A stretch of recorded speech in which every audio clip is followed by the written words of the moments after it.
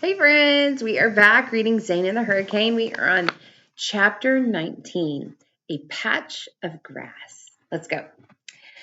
This one time on my birthday, the year we got banded, I'm fooling around with this new puppy and my mom gets this funny look and goes, "That is so weird. I just heard your dad." And I say something stupid back like there's no such thing as ghost, and she goes, "It wasn't a ghost, Zany. It was the way you laughed." That's when she told me the story about how she met my father. She was in the Air Force and had to go on this promotion party for someone she barely knew. She was trying to figure out how to leave without being impolite when she heard this dude laughing in another room. Had no idea who he was, but something about the way he laughed made her want to see what he looked like. So she excused herself and went and saw my dad yucking it up with a couple of his friends. We looked at each other and we knew from that very first moment, she said, "The funny thing, your father was a really serious guy. He didn't laugh all that much, okay? But he did that night, and the rest is history," I said, smart mouthing her. She got me back by saying, "You know what? That's something your father would have said," which basically left me speechless. I mean, what do you say to that? It's not like I hate my father or anything, but you can't hate someone you never knew, even if you did something stupid like get yourself run over by some old Gumby before you were even born. But it's weird knowing that part of me comes from a dead man who grew up here in New Orleans. A dead man who was once exactly my age and looked at this place through eyes not much different than my own, except that he wasn't a stranger here. He had family and a history in New Orleans. He had a brother that died here. This was his home until he ran away for whatever reason. My father must have known these neighborhoods like I know my neighborhood back in New Hampshire. He probably rode his bike down every street, except it wasn't underwater then, and old people hadn't been left behind to drown or die in that awful stifling heat. Anyhow, for some reason, that's what I'm thinking as we glide along, paddling. Oopsie. Echo off. Time for PE. Anyhow, for some reason, that's what I'm thinking as we glide along, paddling straight into the hard, sun-blasted shine of dirty water, and the sky smeared with smoke. What would my father make of all this? Would he understand it better than me? Because, to be truthful, I don't really get what happened back at the cookout, or if Dylan Toomey is really as fearsome as he looks, or if we really need to run away. But I do understand one thing. Something powerful is happening, even if I can't quite see it. Something bigger than the storm, bigger than the ruined city, and something awesome and terrible rising up from the destruction. Got this awful feeling that the bad stuff isn't over.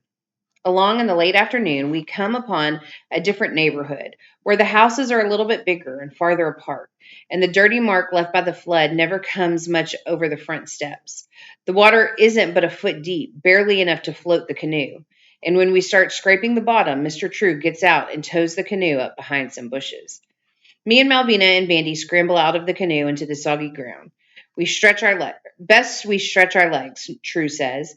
"I bet that dog needs to do some business," which he does with a grateful look. "Good boy, Bandy." "Keep hold of his collar," Mr. True advises. "Don't want him running off with no pack of wild dogs." Bandy'd never do that. "Call of the wild," he says, cocking an ear. Hard to resist. Off in the distance, dogs are barking, and they do sound wild and probably vicious. So when Malvina hands me a little coil of yellow rope from the canoe, I tie it to Bandy's collar and wrap the end around my wrist. Better safe than sorry. And it's not like he's never run away. The patch of grass we're standing on leaks water with every step, like the whole city. Even the dry part has become one big sponge. Heat rises from the damp ground, and the heat steams you to the bone, and it makes you more miserable. Oh, I'm sorry. And to make it more miserable, swarms of mosquitoes feast on us.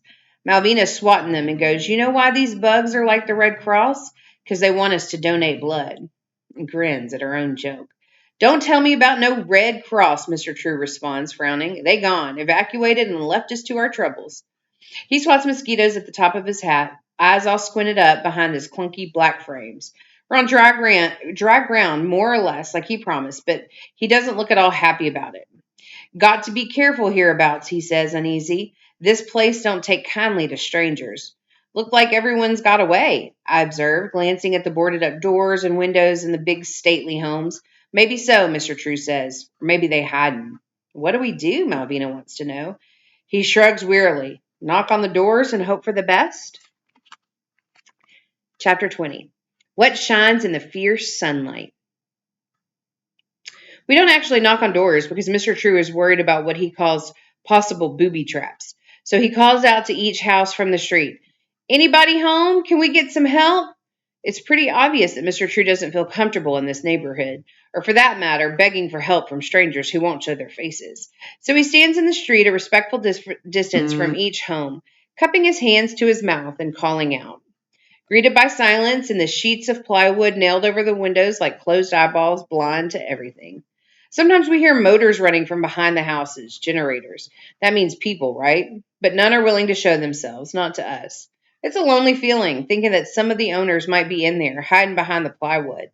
Not that we know for sure, although Bandy barks at certain houses. He can sense the life within. But once more I see something flit in the shadows behind the shutters as if a person moved out of the light or away from the sun. Folks are scared, Mr. True mutters under his breath, like he's trying to convince himself. Why else would they ignore us? A man and two child presenting no threat to none of them? Some places, if you ignore the torn up shrubbery scattered around like dirty confetti and the trees leaning over to touch the soggy ground, you wouldn't even know there'd been a hurricane or a flood. The houses in this part of the city are mostly untouched. Big, sturdy homes built on higher ground with maybe some leaves clotted in the intricate trim in front of the porches, like spinach stuck in their front teeth.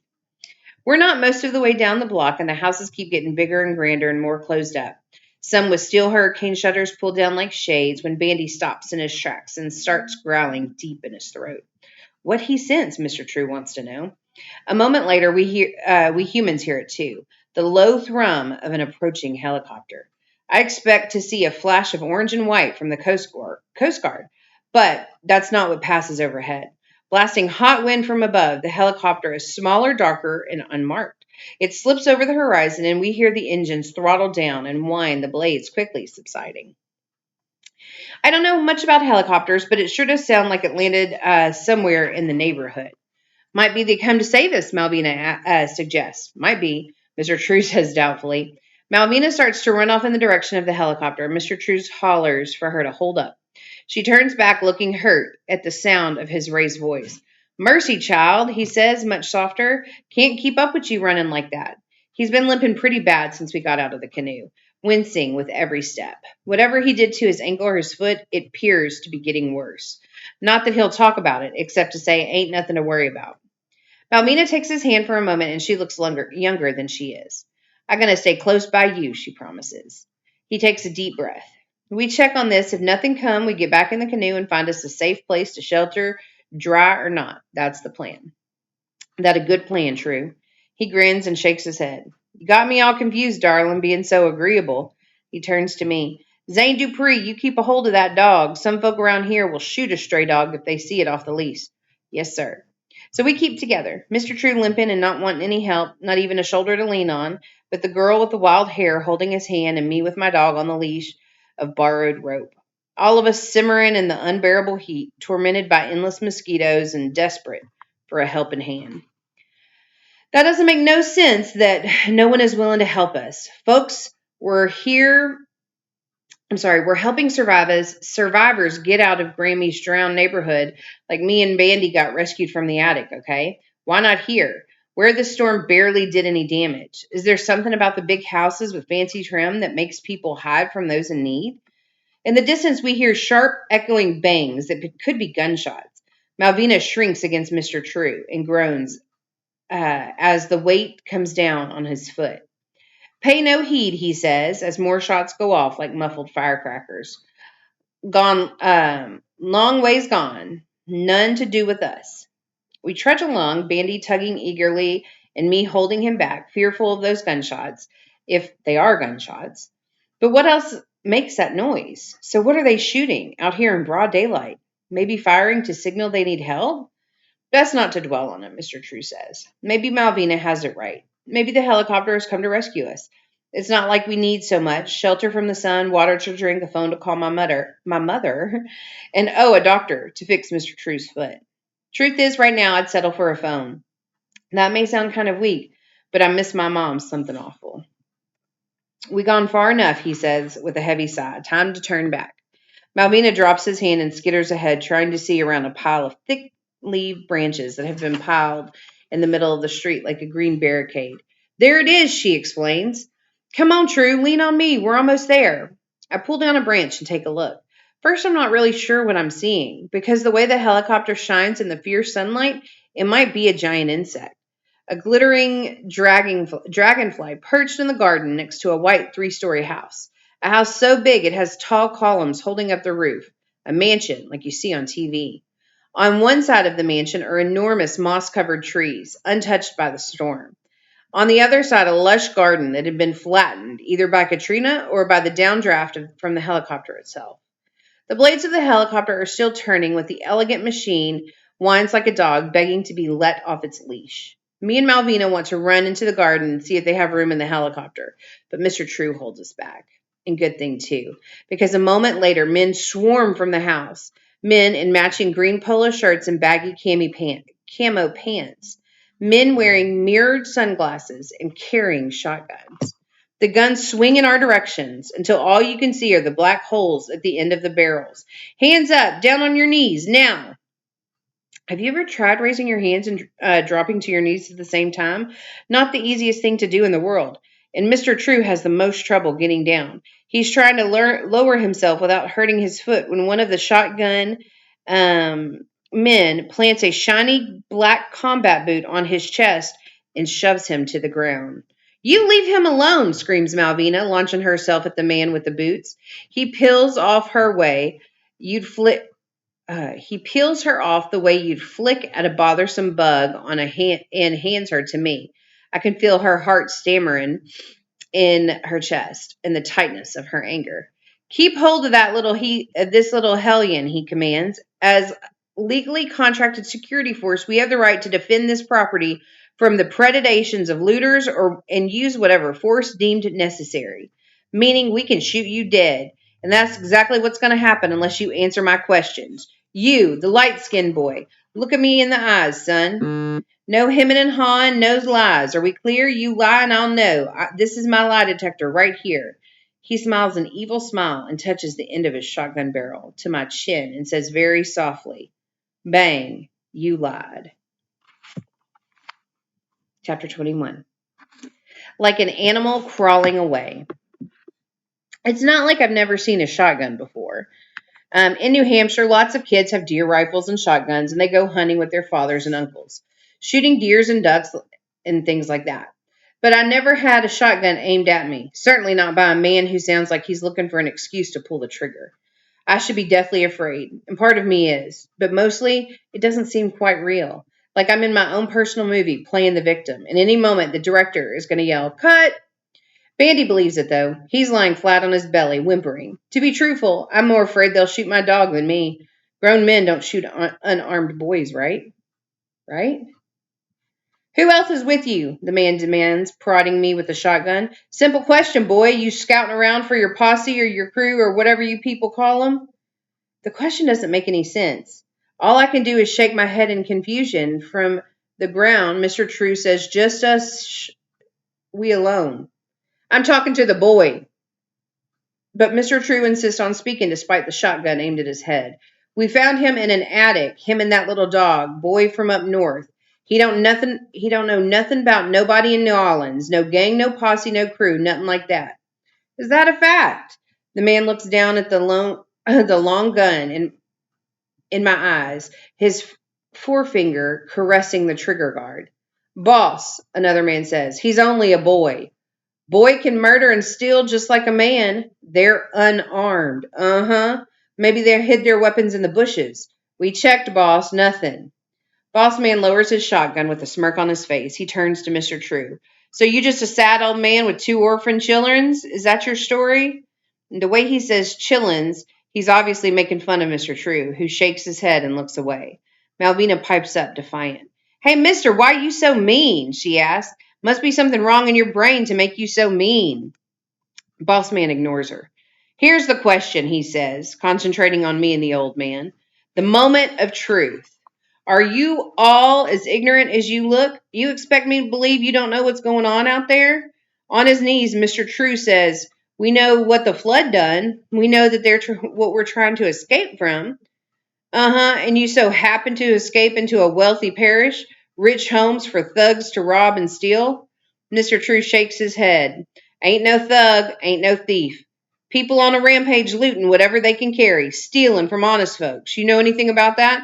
No, sir. We ain't steal from nobody, Malvina says hotly. Malvina, you hush now, old man says, looking at the guns. This is on me. People are resentful of what others might have, so they rise up when the opportunity presents itself. In this case, a flood. Mr. True lifts his chin. We're not looters, he says. We're looking for help. That's all. Everybody know True, Malvina says, protesting. Trudell Manning ain't no thief. He's a famous music man. Boss man rolls his eyes. A musician. God help us. I suppose that explains the hat. Another man approaches. Boss, are we about done? Pilot doesn't want to stay any longer if he can help it. Cargo loaded? One more rug, says the man. But it might put us over the weight limit. Mr. True hears this in disbelief. Rugs? That's what this is all about? Rescuing some rugs?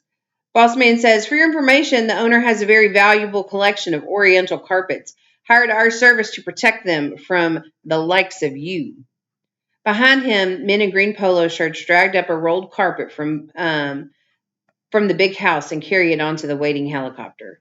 Leave the rug and take the children, True suggests, so they can sabotage the helicopter. Is that your plan?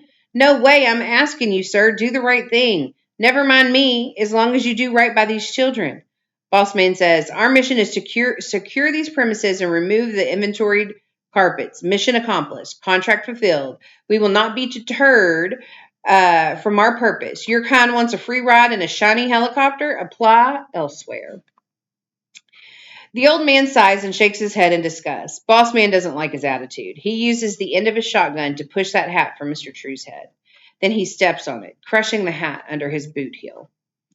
Mr. True freezes, not reacting, except to warn us with his eyes. Don't do nothing, you keep still. All of us, including Bandy, keep still. Grinning at our fear, Bossman says, a squad will remain on the premises fully armed and ready to respond with deadly force. Is that understood? We nod silently and turn as he marches to the waiting helicopter. As the big machine takes off, the downdraft from the screaming blades blow Mr. True's straw top hat over the flattened grass like an animal crawling away with a broken spine. I was 21.